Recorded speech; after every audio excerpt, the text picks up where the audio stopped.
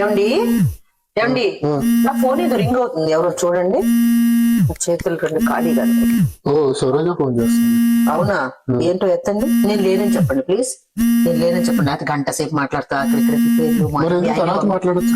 మళ్ళీ చేస్తానే ఉంటదండి, వదిలిపెట్టదు. అందుకే మీరు మాట్లాడి పెట్టే. హలో హలో రమేష్ గారు, సరోజ. లక్ష్మక్క లేదా అండి? తను లేదు, బయటికి వెళ్ళింది. ఏంటి అసలు ఈ మధ్య ఫోన్ చేయట్లేదు, కలవట్లేదు? ఎప్పుడు వస్తున్నారు?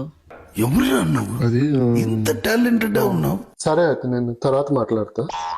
నువ్వు మొన్న ఇచ్చిన డ్రెస్ కూడా నాకు బాగా లూజ్ అయింది, మార్చుకున్నావు. ఎప్పుడు వస్తావు? Really a God gifted child. మీకు దెబ్బలు పడాలండి.